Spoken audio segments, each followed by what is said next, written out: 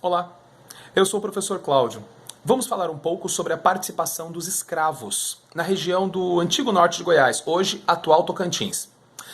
O trabalho realizado pelos escravos foi muito importante para o desenvolvimento da economia daquela região. No início do século XVII, os bandeirantes saíam principalmente do interior de São Paulo, desbravavam o Brasil à procura de minérios e escravizar índios.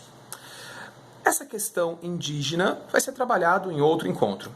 Bem, no século XVIII, eles encontraram minérios aqui na região norte de Goiás. E isso trouxe um monte de curiosos, corajosos, desbravadores, bandeirantes, padres jesuítas, um grupo muito grande de pessoas passaram a ocupar essa região aqui. Todos eles à procura de minérios, explorar o território, ocupar a região e usando mão de obra escrava.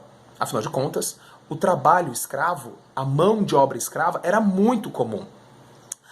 E a participação da mão de obra escrava aqui na região do Tocantins foi tão intensa que ainda hoje existem muitos vestígios, muitas formas de perceber a presença dos escravos aqui na região. Por exemplo, vamos falar de Natividade. Existe lá em Natividade uma ruína da construção de uma igreja que foi feita pelos escravos para os escravos. Eles estavam construindo uma igreja própria, certo? Porém, por vários motivos, essa construção não deu continuidade. Também podemos destacar umas ruínas que existem no alto da serra, né, numa área onde havia uma exploração muito grande de minérios. Essa extração de ouro pela mão de obra dos escravos foi tão intensa, foi tão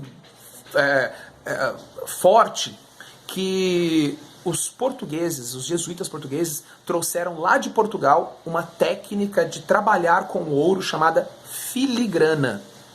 Essa técnica é utilizada até hoje e adotaram essa técnica de trabalhar com ouro por causa da quantidade enorme de ouro que era explorada pelos escravos. Lá em Natividade também podemos visitar algumas casas, alguns casarões preservados historicamente que ainda guardam instrumentos, ferramentas, objetos que eram usados para controlar os escravos. Outra região aqui no nosso estado que também guarda informações a respeito da presença dos escravos aqui no Tocantins, podemos destacar Arraias, São Félix do Jalapão. Nessas regiões, ali próximo, existem alguns quilombos. Quilombos, grupos de ex-escravos que fugiam para poder se agrupar, se cuidar em comunidades feitas basicamente, principalmente por escravos e ex-escravos. Nessa região, ainda hoje, existem comunidades quilombolas. E nesses grupos, eles lutam para preservar, eles lutam para tentar manter a tradição, manter a cultura.